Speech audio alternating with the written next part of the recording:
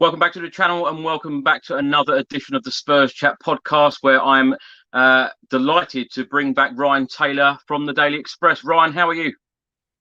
I'm all good, thanks, Chris. Thanks for bringing me back on. Hopefully that means I've done something right. It's a pleasure having you back, Ryan. By the way, how's your YouTube going? Your YouTube channel? To be honest, Chris, because it's kind of transfer related, I kind of switch off really outside of the window in terms of uploading to that. I need to kind of decide exactly what I'm going to do with it, but definitely in the window when January starts, I'll be uploading regularly again. But I'll probably need to find a way of closing that gap outside of the windows just to make sure it's still active, because obviously you'll probably lose subscribers and stuff. But like I said, yeah, in January I will really ramp that up again.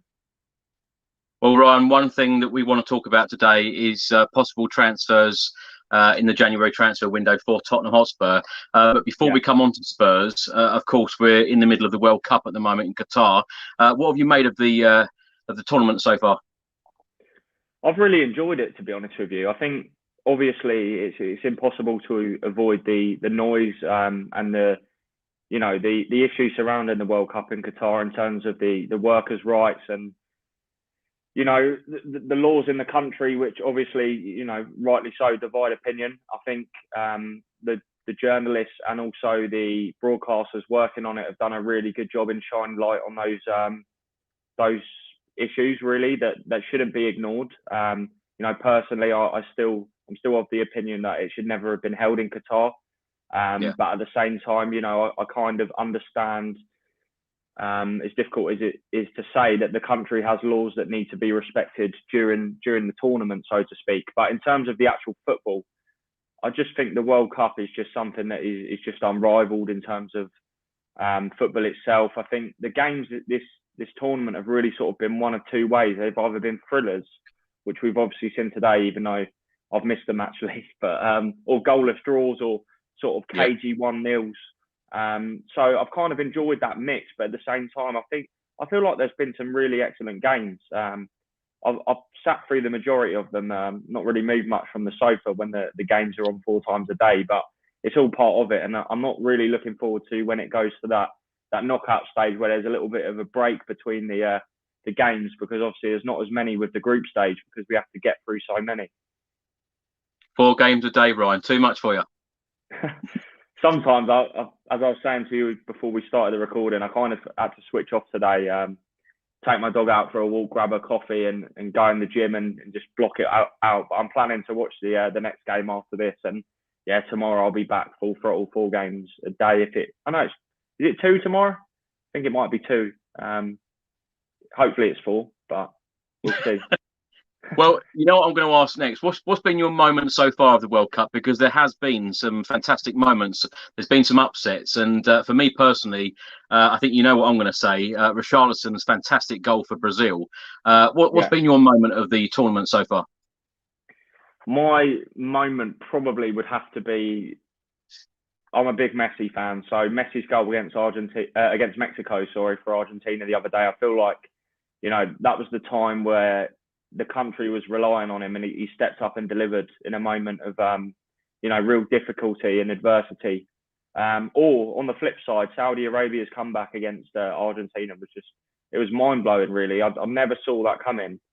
And Saudi have been such an impressive, addition to the World Cup really this year. Usually, I think 2018 they were kind of, they're kind of like a whipping boys kind of team, with all due respect. Although I don't think they were thrashed other than against Russia in the first game last time around. But the way they play, and the French manager, I think it's Rene Harvard or something like that, but he's really quite impressive.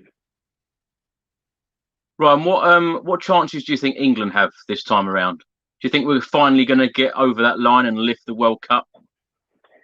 Depends what day you ask me, Chris, because if it's after we beat Iran 6-2, I think we're going all the way. But after that game on Friday, I think it was a bit of a reality check, so to speak. And the narrative does tend to swing so drastically with England. It's either up here or you're down here. It's like the Scotland draw at the Euros. That was the end of the world at the time. But, over the course of hindsight and stuff, it actually wasn't the worst result. And I think that could be the case with the USA game, providing England beat Wales on Tuesday, tomorrow, to secure a top spot. Obviously, if they were not to win that and to come second, say Iran beat United States or vice versa, then you then play Holland in the last 16, probably. So it does change, but I think England are as good as anyone when they're, on song, but it's hard because you don't want to get carried away. But I would expect them to at least reach the quarterfinals, and hopefully, there's no reason really why they can't go to the final, providing they turn up, because, on paper, we have one of the best squads, if not the best, in the tournament, other than Brazil, Right, maybe. England captain Harry Kane, would you expect him to be dropped? Would you drop him if it was your decision for the game against Wales? I feel like unless I had a clear understanding and medical report, etc., and spoke to Kane, it'd be probably hard for me to make that decision. But if Kane deems himself fit, then he plays for me every day of the week. I think, as we saw with the Euros, it's ridiculous. People were writing him off after the group stage, but I always said, do not write off Harry Kane. The guy is world class. He's a top level striker he only needs one sniff at goal and he will score. And I was adamant that day before we played Germany at Wembley that he was going to score, and he did. And I know he's had his fitness problems, and it is frustrating because I feel like Kane, we've not seen him in top physical condition. Even last season when we had the season he did, or it might have been the year before where he got the Golden Boot and the Playmaker. I don't know. I don't feel like I've seen Harry Kane in prime physical condition since like the 2018 World Cup. As a Spurs fan, Chris, you might correct me on that, but he plays so many games though, Ryan. This is the problem. This is what I mean. And, it's not me saying that I don't think he looks sharp or anything, because he is obviously still streets above, the majority of the other players on the pitch, but he kind of looks leggy at times. And, luckily his game isn't too dependent on speed or anything like that. He's never had pace. He's a clever player. But, I've not really seen Kane look like unbelievably fresh for a long time. And it's sad, really, because he's had so many unfortunate little niggles and ankle injuries, and it does eventually add up. But for me, he plays all the time because he's world class, and he's one of the best players in the world. It's simple as that, really. You would expect England to beat Wales on Tuesday evening? It depends if they apply themselves. If they're going to underestimate Wales, then I don't think it's a given. But what I would say is, I watched Wales against Iran, and they were really, really poor. Bale and Ramsey's powers seem to have waned, and even the ones with pace and legs like Dan James and Brennan Johnson, they just didn't really look up to the required level. The defence was really kind of fragile as well, particularly at the end of that game. So, I think England, if they apply themselves and they turn up, I feel like they should win comfortably. But obviously, the fact they're it's a British derby, and that does come into it, and it might just give Wales an extra gear. Right, let's get on to talking about Spurs now. What have you made of Tottenham's season so far? Because of course, we're under Antonio Conte. We're sitting in fourth place during this winter break for the World Cup. We're in the last 16 of the Champions League. We got knocked out by Nottingham Forest in the Carabao Cup. We're still in the FA Cup. What have you made of Spurs' season so far? Have you been pleased with Tottenham and their performances? I think it's been a real mixed bag for Spurs, really, Chris. I think the kind of key point that I would sort of make after you asking me that question was that even when Spurs were flying at the start of the season, I write Mercer's column, and I speak to him once a week, Paul Merson, and something that he said, which I totally agreed with, was Spurs never seem to have played well, despite being, I think they'd won sort of 1-7, drawn 2, lost 1 or something. They were right in the mix at the top.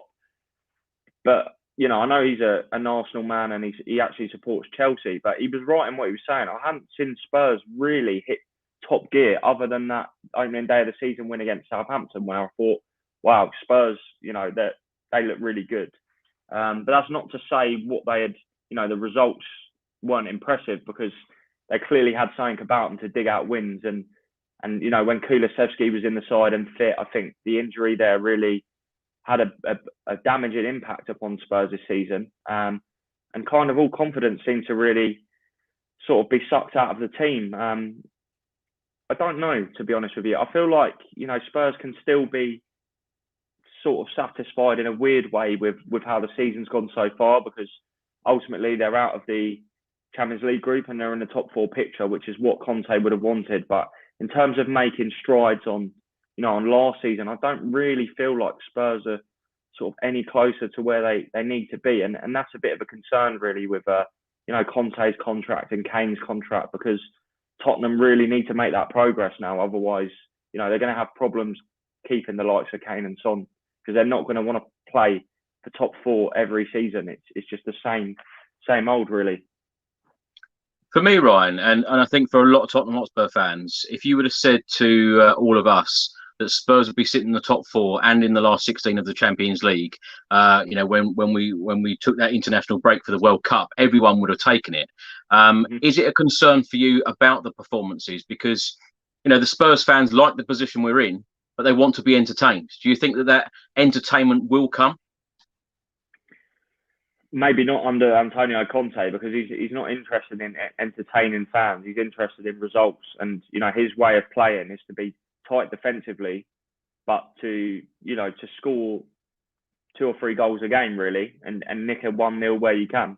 I think in terms of entertainment, the thing that stands out in my mind is I remember seeing the starting lineup a couple of weeks ago at Bournemouth, and it was a 3-5-2, and the 3 central midfielders were Højbjerg, Bissouma, and Oliver Skip, I think. And I really looked at that team, and I just found it so negative. I think the attacking players Spurs have at their disposal, obviously when everyone's fit, is largely impressive. But even when they don't, at the moment, when Richarlison and Kulusevski have been injured, there's been a reluctance to let the likes of Bryan Hill off the leash. I know he's had glimpses, but he's not really been given a proper run in the side. And let's not forget, he was signed for about 25 million plus Eric Lamela. Now, if he's not going to be ready now, you do question whether he's ever going to be, fit for that project. I think the 3-5-2 has been incredibly negative, to be honest. Although, that extra man in midfield has tightened things up, and I know a lot of Spurs fans were calling for that. They were. I really think 3-4-3 is the way forward for Spurs. Like I said, I know that injuries did, impact the team selection a lot, but if you're not going to have that quality in depth, and you're not going to use the likes of Hill, the team looks very rigid. And I think, there is a real need for, I talked to you about this in the summer, but a number 10, a creative midfield player that can really, like a Christian Eriksen, that can really play make. And it would make the transition from a 3-4-3 to a 3-5-2 with a creative midfielder much easier. At the moment, when it goes to 3-5-2, it's very rigid and flat. It's almost like 3 workhorses in the middle, but actually you need some form of service for the strikers. Ron, what have you made of Antonio Conte's first year in charge at Tottenham? I think it's been really mixed as well. As we said at the start of the season, there was a real excitement about Spurs, and I thought they were well and truly in the mix for the top 4, for the title. Sorry, not the top 4. The top 4 looked, almost, Spurs look guaranteed to get top 4 almost, and that's no longer a certainty as such. But I think where Spurs have really been let down this year is in terms of their performances and results in the big games. Losing to Arsenal, losing away at United, losing at home to Liverpool, losing to Newcastle. I mean, the draw at Stamford Bridge was all right. I thought Spurs played really well that day, actually. Well, they played well when they had to salvage something. I think Chelsea were dominant, but, they showed character, whereas that hasn't been the case in the other games. So I think if they fix that, Spurs, they will be all right, because they don't tend to slip up against the lesser side, so to speak. There might be the odd result, but, that hasn't always been the case in the past. Spurs have had problems, drawing at home stupid games, losing even at home. And they lost at home to Southampton last season 3-2, or drew 3-3. And that one sticks out for me. And, in the top 4 race, you can't really afford to have too many of those. Ron, what have you made of the players that Spurs signed in the summer window? Because, of course, I spoke to you in the summer. Spurs were very active in bringing in players. It was all about quantity. Richarlison, Lenglet, Perisic, Spence, Forster, Sarr, Basuma, and Udogie, of course, is still out on loan. What have you made of the players that have actually featured in a Spurs shirt? Sarr hasn't played any minutes in the Premier League for Tottenham so far. Forster has only had one League Cup appearance. Jed Spence has only had 3 Premier League appearances. They've all come off the bench. Basuma, 14 appearances in the Premier League. Perisic, 15. Lenglet, of course, joined us on loan. 8 Premier League appearances. Richarlison, 10 Premier League appearances. 0 goals in the Premier League, but of course he's scored a couple in the Champions League. What have you made of the 8 summer signings for Tottenham? Well, I think, I'll be the first to admit that when Spurs, I think we talked about making the 6 signings before the South Korea trip, which didn't quite come off because Spence arrived a little bit later. But I was really, not pleased. I'm not a Tottenham fan or anything, but from the outside, I felt like that was a really impressive, progressive window from Tottenham. But I don't really think that's the case anymore. I mean, on paper, looking at those, I think Richarlison is obviously a good signing. He's genuinely improved the team. He's improved the squad depth. But in terms of Basuma, largely disappointing. I don't think we've quite seen the best from him yet. And, I think he'd be happy to admit that as well. Jed Spence hasn't even played. Now, I've read and seen a lot of the stuff about, what people have said about Spence. But the fact of the matter is, for me, if he cannot be worth a go over Emerson Royal, then what was the point in signing him? He might not be ready yet, but when Emerson is performing the way he is and letting the team down as much as he is, you really have to scratch your head and think to yourself, why did Spurs, spend all those weeks? I talked about the Spence deal for so many weeks and it almost got boring, but they really wanted him. They didn't give up on him. They got him, but I think clearly Conte isn't a fan. He came out and said that it wasn't his signing, which I think completely kills the player's confidence. Obviously, there's kind of been little social media stuff as well from Spence's family or girlfriend. I think that's probably not helped his case in terms of playing. Longley, I think, is still all right because it's a bit of a risk-free one. If he's not going to stay at Spurs at the end of the season, they'll go out and sign another left-sided central defender. I think that was it was a no-brainer really to bring him through the door. And Perisic has been really disappointing. I love Perisic, and I've been a big fan of him ever since he was in the Bundesliga with Dortmund. He's had spells with Wolfsburg as well. Was really sharp at Inter Milan, but he's getting on a bit now, and we haven't quite seen him at his best. Even at the World Cup. So I'm still hopeful that Perisic might come good because I think he's perfect for Spurs' system. But at the same time, you can't take anything away from Ryan Sessegnon because it seems to have improved him. Having that extra competition, it's really upped Sessegnon's game. Even though he's still not the finished article, I've really sort of enjoyed his progression in the past few years because obviously he didn't really go to plan when he originally joined from Fulham. Ryan, just want to go back to your point about Jed Spence. Why do you think it is that Antonio Conte is not giving him the chance? Because I completely agree with you. Most Spurs fans will completely agree with you. Whoever is not getting in above Emerson Royal, there is something seriously wrong. Exactly. It doesn't take I'm not claiming to be a football expert as such, but it doesn't take a football genius to watch Spurs and know that Emerson Royal is at a fault for a lot of goals and moments in games that mean Tottenham lose control. It's a mystery really why he's continued to be picked really up. I have seen Emerson play well, away at Liverpool last season. He's brilliant. But he's not consistent enough with that, and he's not reliable enough, and he will have a moment of madness. So I think from the outside looking in, even if Spence is rotated with Emerson, he is worthy of a go. And I just question, whether Conte was even fussed about signing him in the first place. When he came out and said, it wasn't my signing, I really kind of find that strange because even if that is the case, what that must do for a player's confidence when he hears that, it's almost like he doesn't want me, he doesn't rate me, he doesn't know why I'm here.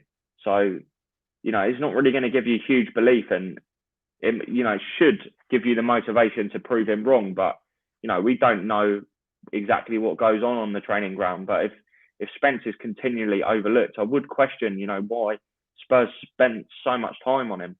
And I just want to talk about Paratici as well. Like, terms of a strategist, and his eye for talent, I think it's exceptional, and I do think it's improved the foundations at Spurs. But if you actually look at his track record in terms of how some of the signings have actually performed, I'm talking more about the younger ones, sort of Sarr, Bryan Gil, Spence. You do sort of question if these players are ever going to get a look in. If Bryan Gil left in the summer for less than he joined in terms of value, it's kind of defeating the object of Paratici being there, really. I know he did pull off two unbelievable signings with Bentancur and Kulusevski, but in terms of investing in young players, I don't really see a clear pathway at Spurs at the moment for that to happen. And if you look how bad Spurs have been in patches this season, you do question why some of those players haven't been given a go. Particularly in the Carabao Cup game when they went out, played a strong team and still lost. It's like, when are these players going to receive an opportunity as such? Well, Bryan Gil, of course, was bought for Nuno Espirito Santo, and me personally, Ryan, I don't think that signing would have ever happened if Antonio Conte was manager there. Yeah. You brought up Bryan Gil and Pape Matar Sarr. Would you expect one or even both of them to go out on loan in the January window? Yes, I think that's very highly likely. Obviously, Gil came close to leaving on deadline day, I think it was, back to Valencia on loan. But the deal collapsed because Tottenham couldn't get a replacement, and Conte was quite clear. And the same kind of line of thinking still applies, that if Spurs can't sign another winger in place of Gil this January, then he won't leave, even though he's not in the team. Spurs are going to go for a winger in January. I don't know the magnitude of how big they're going to go for it. It's probably going to be more than likely a squad player or a younger player with potential for the future. But Conte is very kind of stubborn on the fact that he doesn't really like letting players leave unless there is a replacement coming through the door. And that's even though he doesn't really play Bryan Gil. I know there is interest in Sarr as well. I was interested to see whether he would play more at the World Cup. He's really highly rated by his country. And when he was at Metz, there was a lot of scouts from across the continent looking at him. Metz's president actually flew to London to hold meetings with several Premier League clubs, not just Spurs. So he's a player that's held in high regard amongst Premier League clubs as well, and chairmen, owners as such. But yeah, I think a loan is, quite a highly likely probability for Sarr in particular, because, he just hasn't played. If you look at Spurs' options in midfield with Højbjerg and Bentancur, it's clear they are a level above, because Sarr is still a prospect, and we don't really expect Sarr to be getting much game time anytime soon, particularly with the League Cup situation where Spurs are out, and I think the FA Cup would be one Conte could look to prioritise as well. It's a strange one, isn't it? No competitive minutes for Sarr in a Tottenham Hotspur shirt, but he came on in the World Cup. He's had World Cup minutes. It's crazy.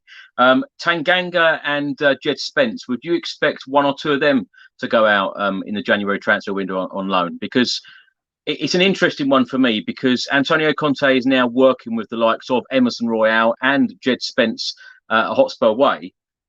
So do you think that he can improve Emerson Royal anymore? Do you think that Jed Spence, if he's not going to get his opportunity when Spurs come back after the international break, then clearly, someone like Jed Spence, who played literally every minute of last season, surely he's got to get game time.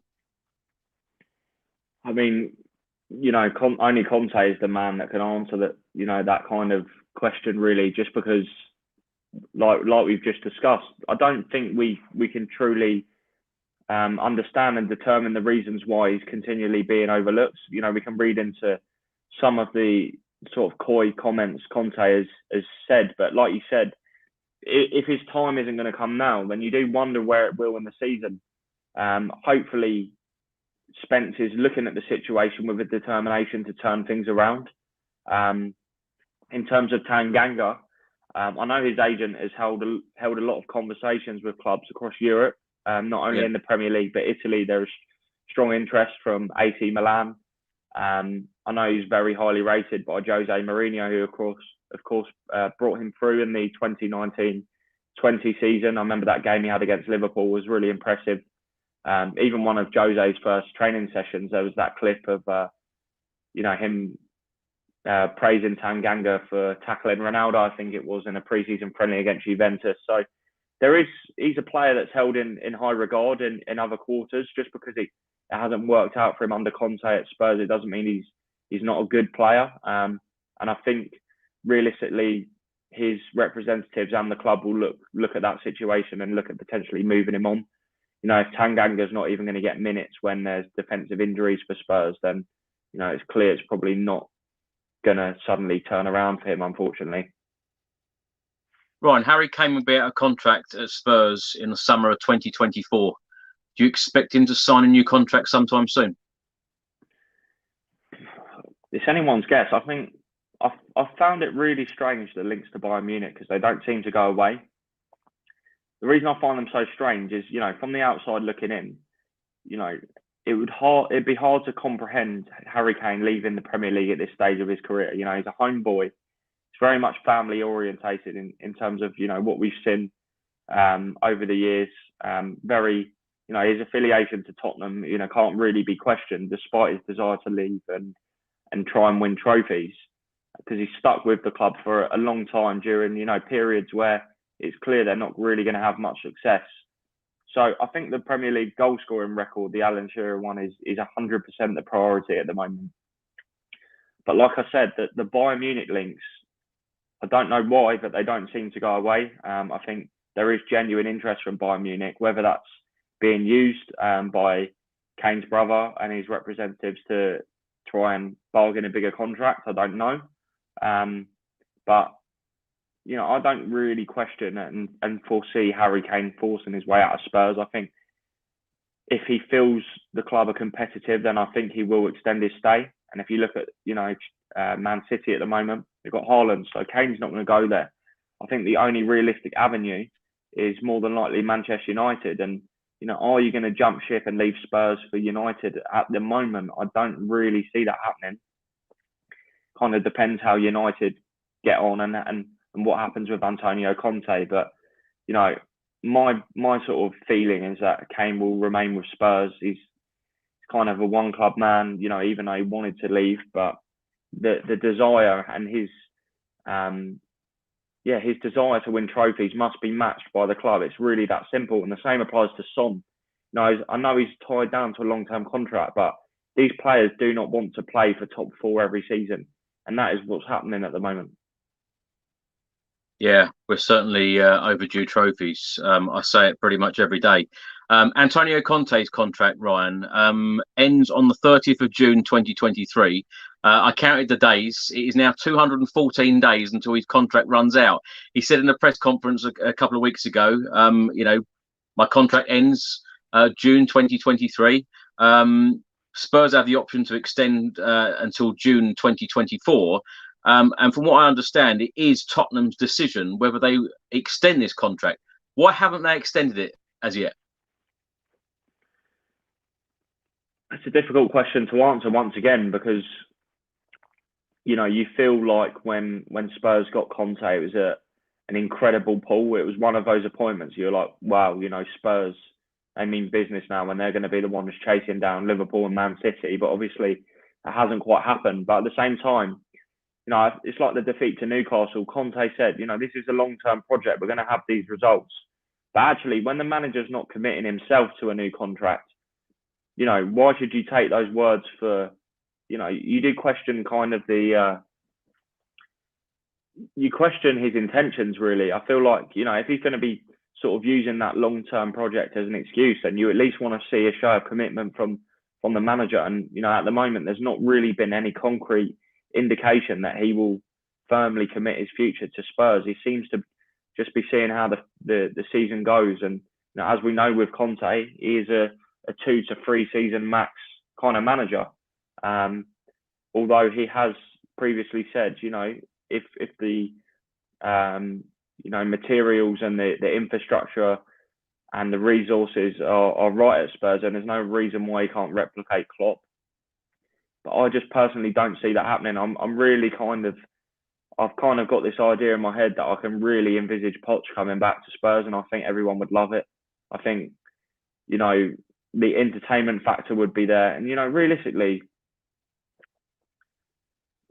Conte's football is it's dull.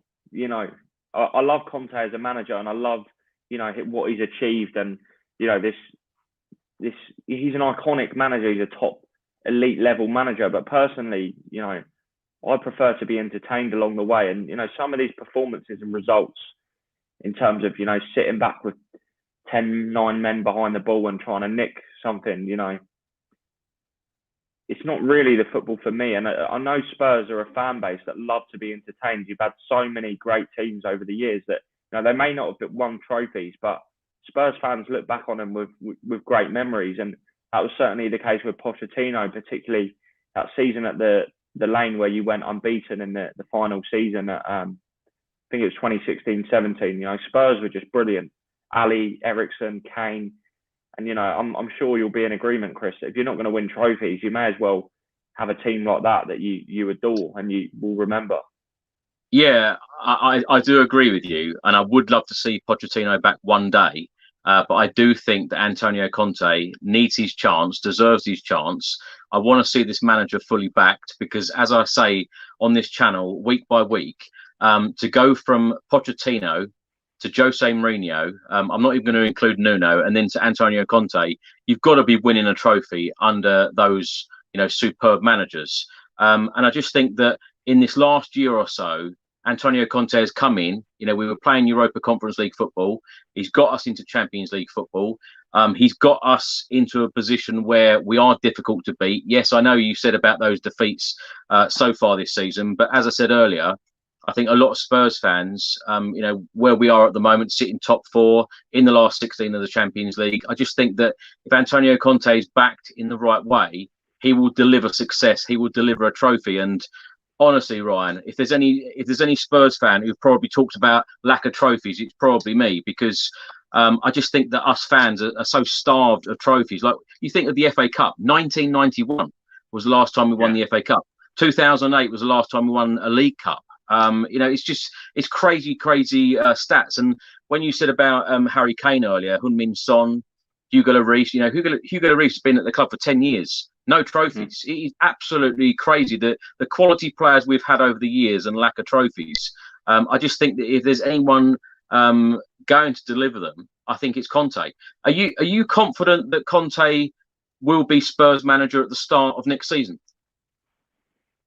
I couldn't say confident right now because, as I previously touched upon, Conte has the kind of character to, things can get messy quite quickly. I don't think that's necessarily the case, and I do believe he's committed to Spurs' project. And like you've just mentioned, he knows that if he delivered a trophy at Spurs, it would be, legendary. Simple as that, really. Yeah. And I do feel like you said, this is a chance for Spurs to really sort of make the most of it. If you look at Arsenal, for instance, I know that word's not really popular on this channel, Chris, but if you look at Arsenal... Neither is Paul Merson. Should have told me that earlier. And no, I'm joking. I knew that was the case. But in terms of Spurs, and if you look at Arsenal, I know Arsenal have achieved nothing yet, and their season could still amount to nothing, but the patience and the backing they've shown Arteta, they're now reaping the rewards of that. And Spurs are already well ahead of where Arsenal were. Arsenal were probably down here when Arteta sort of inherited that team from Emery, where Spurs are already about here. So you just need that little bit more of investment and backing. And, it is frustrating if Spurs can't deliver something this season. But once again, another few transfer windows, another few Antonio Conte signings, Kane and Son staying, keeping the best players and really, a show of commitment from Conte. I think, that Spurs are close to doing it. It's just pulling it off and also, like you said, continuing to back the manager and keeping him on board with the club's idea. And, it is a process, but, Spurs are not a million miles away. It might not be the Premier League, it might be the FA Cup, but like you said, a trophy is a trophy, and ultimately Spurs want silverware. Ryan, are you surprised though? 214 days until Conte's contract ends. If it is Tottenham's decision to activate this extra year that Conte stays, are you surprised that they haven't hit the trigger and said Conte's staying for another year? Because how many times have we heard in press conferences, journalists like yourself go into the press conferences and say, Antonio, are you happy at Spurs? And he said yes. He said a number of times he's happy at the club. So why, in your opinion, have the club not activated this clause to extend it until 2024? It's a good question. I think, the general feeling around football clubs at the moment is, Spurs will feel relaxed about the situation, even though fans will be sweating on the future of Conte. It's probably one that they'll sit down at the end of the season and just, I'm sure they want to keep Conte, but at the moment it makes no sense to trigger it midway through the season. There needs to be kind of a focus and commitment to, what's currently going on. And I know you could argue that if Spurs triggered Conte's clause now, there would be maybe an improvement in performance and a feeling of this manager's on board with us for the foreseeable future. But I really just don't think that's the way football clubs operate. It's very rare we see that kind of situation happen. I know one that sticks out to my mind is Solskjaer getting the permanent United job midway through the season. It just didn't really seem the right time. It kind of kills the momentum. I know United were flying at the time when it happened and it made sense for them. I know it's slightly different with Spurs and, it's a different sort of demographic looking at the situation, but I really just feel like football club owners are just relaxed and, Conte probably doesn't want to discuss his future at this present moment. He wants to focus on delivering this season and making something for the season. And, I'm not entirely convinced Conte is 100% on board for the foreseeable. I feel like there are small frustrations. I don't know what with or, whether it's with, the club or anything like that. But, sometimes you get these performances and these home defeats and stuff in it. It does suck it out of you. Conte's used to competing and winning. You look at his second season at Chelsea. Yeah. He didn't like that. And when he sort of, I think they came fifth and might have won the FA Cup as such, but it ate away at Conte, and this will be hurting him at the moment. He wants to, as much as he knows and he's not silly that Man City are streets ahead of Spurs. He's a winner. He loves winning trophies. These kind of bitterly disappointing defeats to the likes of Arsenal, etc. It sucks it out of you. Even though some might argue that he's the problem, because not the problem, but in these games, he's quite stubborn tactically. He doesn't really have the flexibility to move away from what he knows to turn a game around with tactical changes or a change of system. So yeah, that's my opinion. But ultimately, my opinion probably doesn't really count for much in the Spurs boardroom. But they may see it very differently. Ryan, Conte has certainly said a number of times, certainly recently, that Spurs need to keep up, spending money in transfer windows. What do you think that Spurs need in the January transfer window, and what do you think is realistic?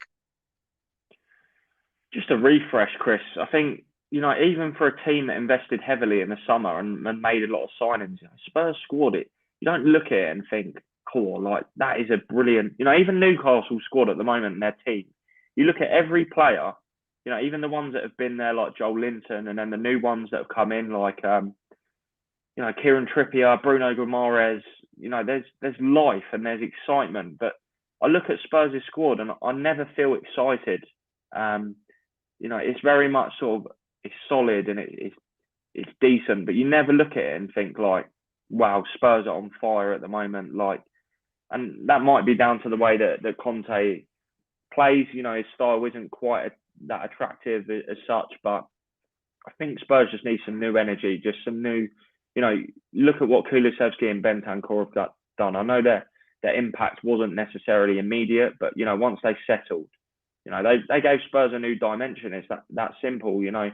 Bentancur this season has been on another level, and Kulusevski, as we mentioned earlier in the show, when he fell out of the side because of his hamstring injury, Spurs lost a bit of their mojo really, and those are the kind of signings that really can be the difference between top four and finishing outside or a trophy. So I think Spurs need some statement players that really improve the squad depth and give a wake up call to those players that are currently in the squad. They need a kick up the backside really to keep them on their toes, motivated and playing at the top level. And ultimately, these little signings of players like Bryan Gil, not to say I don't think he's a very talented young player, but he's not going to play. You need players that are going to be ready to compete now. I know Højbjerg isn't a player that's universally popular, even though he is a great player at Spurs, but he's the kind of player that to me would improve Spurs. Someone that drives the standards, gives 100%. He gives spirit. He's a fighter. These are the kind of players that Spurs need on board with them, and just improving that squad depth. There's certain departments that are just light for Spurs, and once there's injuries, they're not the same team. We know it's all about ready-made players with Antonio Conte, and we can see that. He always uses players that he trusts and knows can do a job. I've seen a lot of reports in the last couple of weeks, Ryan, saying that Spurs need a right wing back, they need a centre back, they need a midfielder. Even you said about creative midfielder. You said it in the summer, so did I. I even mentioned Christian Eriksen. I think you did as well. A striker's even being mentioned. Now, I ask that question again. What is realistic for Tottenham in the January transfer window, and where are Tottenham's real weaknesses? For me personally, I think that a right wing back definitely needs to come into this team because this system is so important to Antonio Conte. And I think if crosses actually came in from the right hand side, we might score more goals.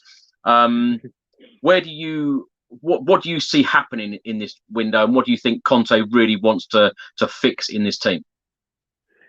Definitely a winger, and I know that sounds quite bizarre, really, because if you look at Spurs' forward options in terms of when everyone fit, Charlton, Son, Kulusevski, Lucas Moura, Bryan Gil. But as I mentioned, recently when there's been injuries to Richarlison and Kulusevski, the drop off in quality has been so significant that it's actually been quite damaging for Spurs, really. It forced the change of system to a 3-5-2 because, quite frankly, Moura and Bryan Gil were not deemed capable of stepping in and really keeping Spurs at that same level. But once again, the kind of thing there is that Bryan Gil will probably go, but he won't leave unless a replacement comes in. So there is kind of a dynamic there, and Spurs obviously will need to juggle the financial structure of their wage books and stuff. So you can't just have signing loads of players.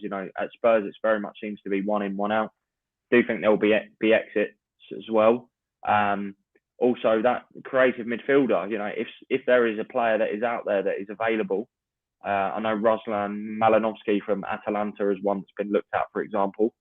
That's the kind of player that Spurs would be interested in. Certainly Conte, because again, I'll go back to that point I made about the Bournemouth game. When Spurs are 3-5-2 at the moment, it's very flat in midfield. There's no kind of creative playmaker as such. I think someone like James Maddison would be a realistic long-term target for Spurs, but the chances of that being executed in January are pretty much minimal. I'm not aware of how much money Spurs have at hand to spend in January and how much they're prepared to invest in the winter market, but certainly it will be about plugging gaps in their squad and actually assessing the picture and really deciding, what kind of areas need to be improved. I know you mentioned right wing back, but at the moment with Spence, Doherty and Emerson, whether any of those are good enough is another question altogether. But I don't envisage them signing another right wing back because you have three. They have to get rid of one of them. I feel like there will be some forward planning for the summer as well. Obviously, Lenglet's loan we mentioned about, but I still think a top class left-sided centre back would certainly be, one Spurs would be open to doing. I think Gvardiol is a player that is a long-term target, but I think the problem Spurs have is, with every performance at the moment at the World Cup, his price tag is just going up and up and up. I know Chelsea and Manchester City are also interested in him. So it's about being clever. It's about exploring opportunities, really, that, the January market is very unique. It's not one where you tend to see loads of big deals, although we have seen, big deals in the past like Van Dijk, but it's more about opportunities that are presented from and by agents and clubs. And I think Spurs will try and shop clever as opposed to, blowing a massive amount of cash on players. And I think that'll be a theme that's consistent throughout the Premier League as well. Ryan, you mentioned about possibly offloading one of our right backs, Emerson Royal. There has been a number of reports in the last couple of weeks from various sources stating that Inter Milan and other clubs are interested in him. Is there any truth in that? And some fans have said, well, why don't we go for Denzel Dumfries and do a swap?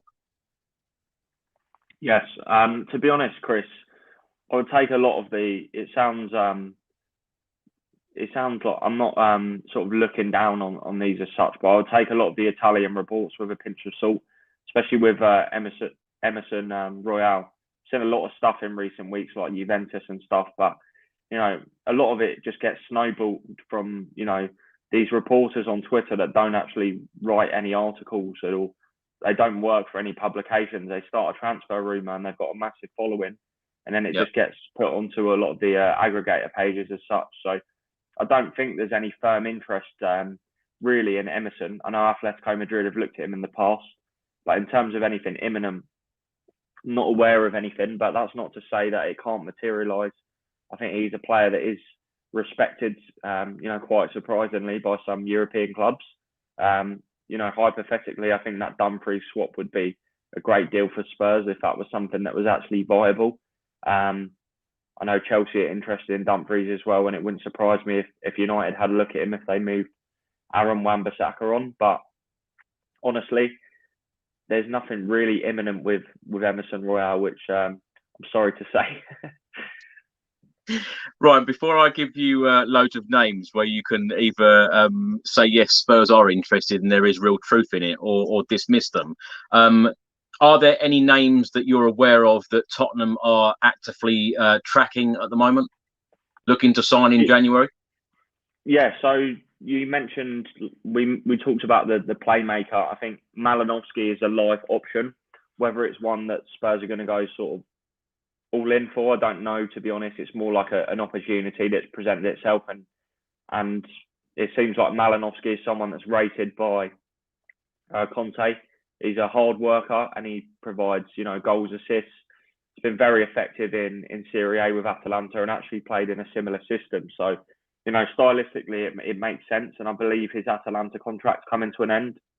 Yeah. I think you retweeted one of my stories as well that Spurs were looking at Piero Hincapié from Ecuador and Bayer Leverkusen.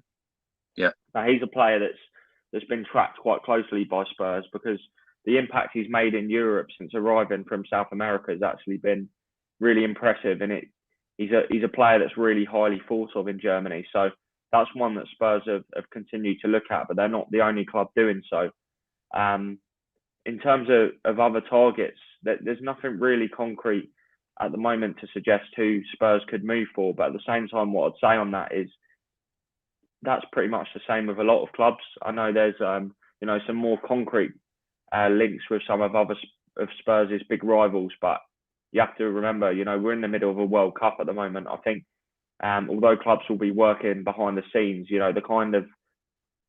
there's not really an appetite for big significant transfer stories at the moment. I think once the club football returns, that little stretch we have heading into the new year, I think it's going to really explode because, ultimately, given how competitive the Premier League's become now, a good January transfer window could prove the difference between, edging some of your rivals. And, especially with Newcastle now in the picture, it's kind of a big seven.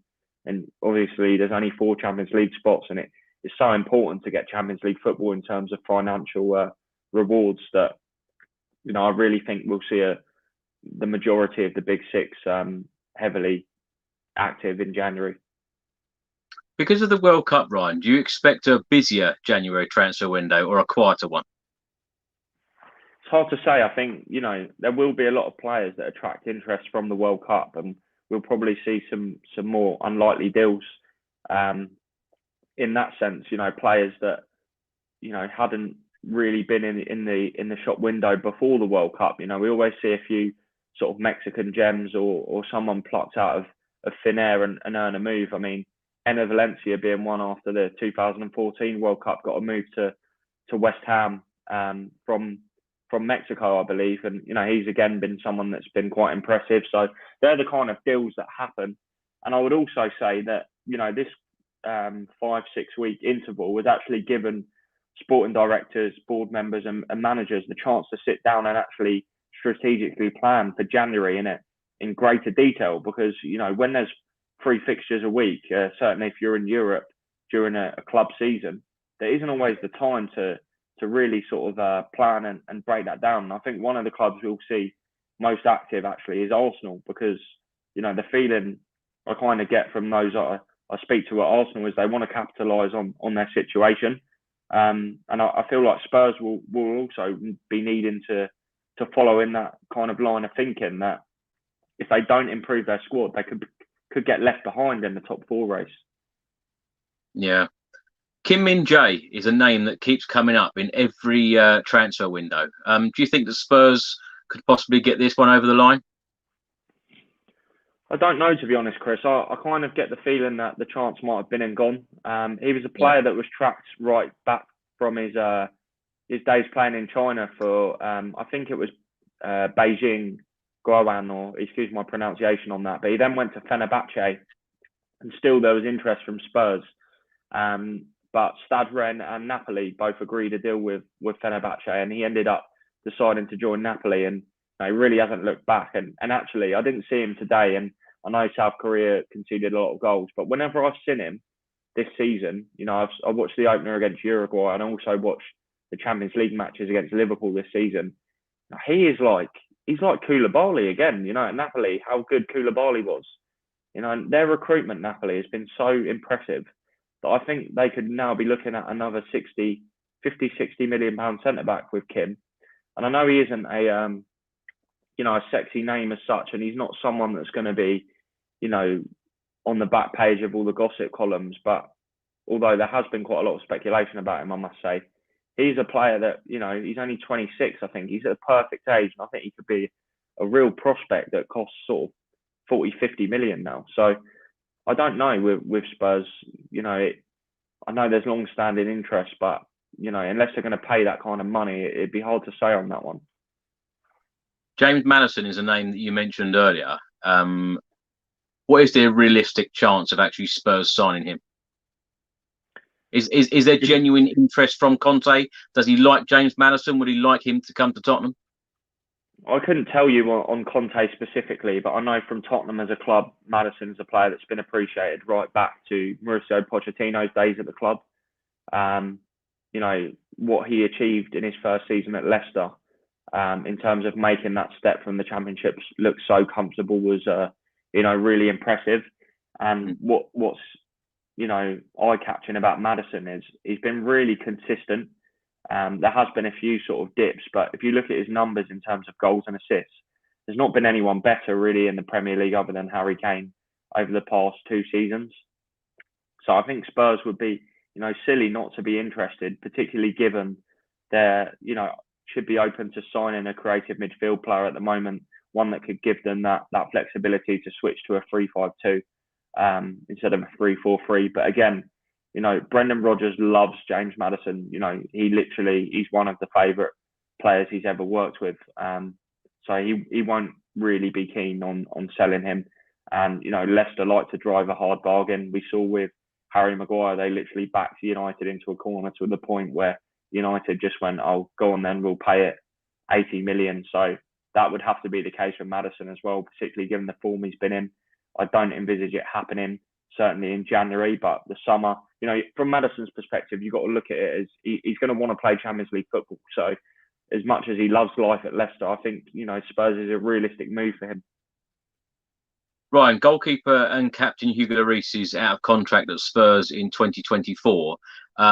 There's been lots of rumours and reports stating that Spurs are interested in Illan Meslier of Leeds United. Any truth in this one? Because, of course, there will come a time in the near future when Spurs will start thinking about a long-term replacement for Lloris.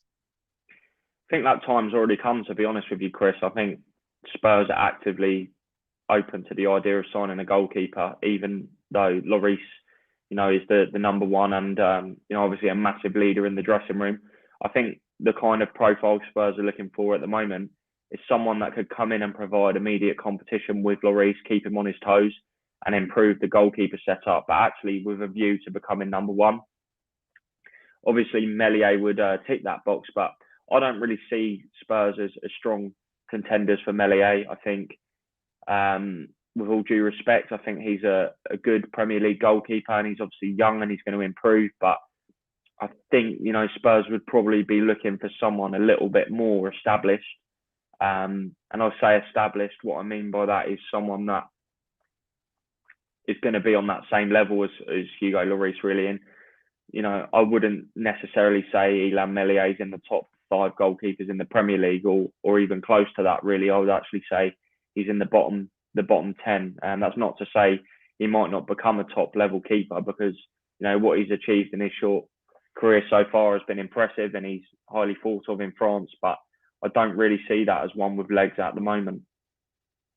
Is it true that Spurs are really interested in Anthony Gordon? Because this is a name we keep seeing coming up. It's been actively said a number of times, around £60 million.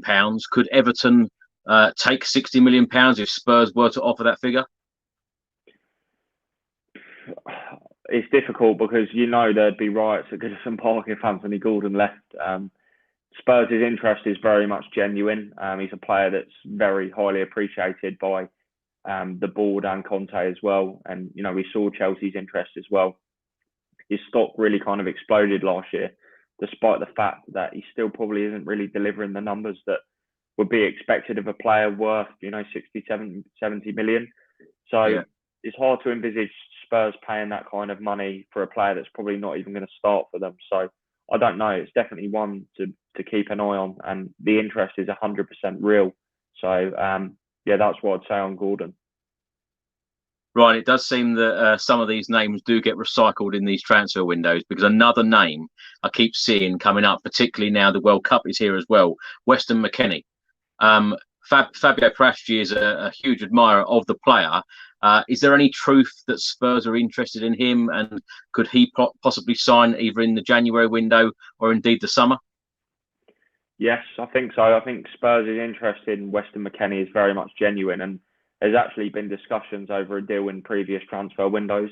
It's one that has, like I said, been in the works, but not quite come off for one reason or another. And like you said, he's very highly appreciated by Paratici.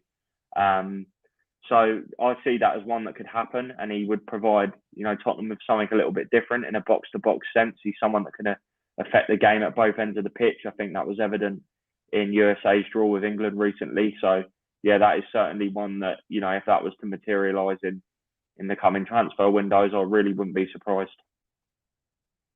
Right, and lastly, possible sales and loans. Now we've got Reguilon, Winks, Ndombele and Lo Celso out on loan at the moment. Of course, none of them got on the plane to South Korea, as we spoke about in the summer. What do you expect to happen to these 4? Because, of course, Harry Winks hasn't even kicked a ball so far for Sampdoria. He's now just had surgery. Lo Celso hasn't gone to the World Cup with Argentina. He's just had surgery. What do you expect to happen to these 4 players? Spurs will want to get rid.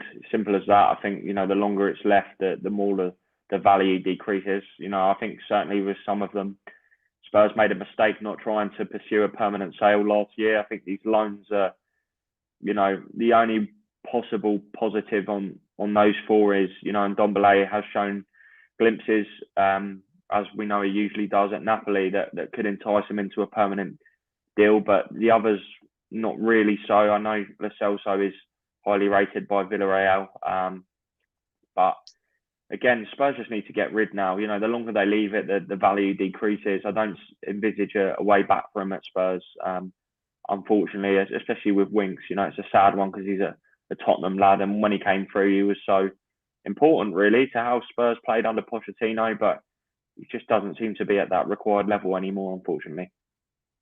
Ryan, someone did ask the question earlier about naming rights. Is there any news on the Tottenham Hotspur Stadium naming rights?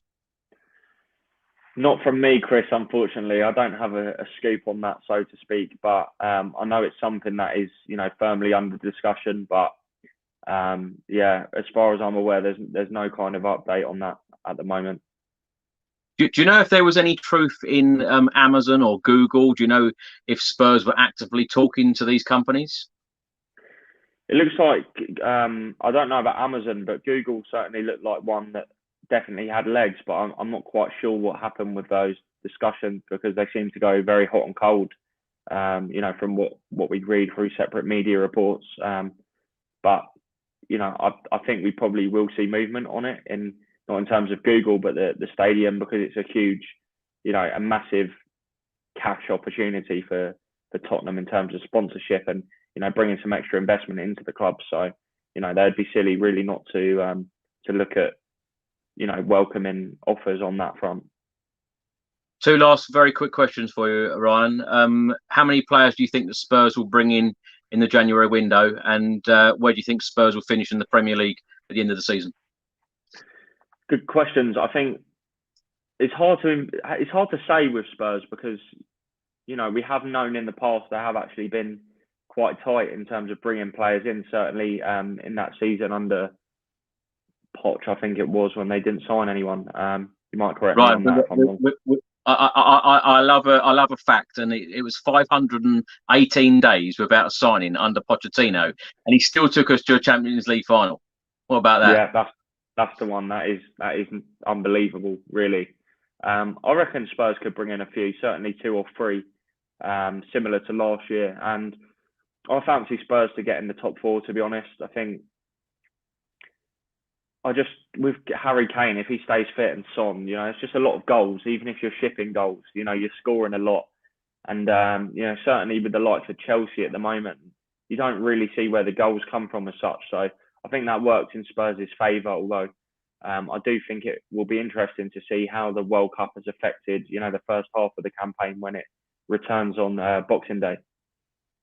Well, Ryan, thank you so much for joining me this evening, talking about Tottenham Hotspur and giving your insight in on the January transfer window as well. Tell everyone where they can find you on social media, what you're up to at the moment, and of course, plug your YouTube channel as well. Yeah, no problem, Chris. Thanks for inviting me on. I appreciate it, and I hope it's been a little bit of an enjoyable show, even in the World Cup. Obviously, club football has taken a backseat, but it's still good to talk about the transfers and stuff. So my Twitter handle is @RyanTaylorSport, but my YouTube channel, which will be very active in January with transfers, is Taylor Talks Transfers. I'm sure Chris will be very kind enough to plug a little link down the bottom of the description for you all. I did actually get a really nice, not only subscribers, but some really nice comments from some of your subscribers, actually, Chris, after the last one. That some of them actually took the time to write really complimentary paragraphs, which was actually quite touching, really. So it shows you've got a really a good set of supporters on here and a good following. And once again, I wanted to say thank you for getting me on the show. It's been an enjoyable hour or so. Well, Ryan, I would love to have you back in the January transfer window, where, of course, I'll be throwing names at you, and then you can be telling me your thoughts again in a couple of months' time. So can't wait to have you back on. Thank you so much, and thank you to everybody for watching and listening. If you don't subscribe to the channel as yet, please do hit that subscribe button. And if you're listening to this on an audio platform, please do hit that follow button and leave a review if you can. And I will see you on the next one. Until then, come on, you Spurs.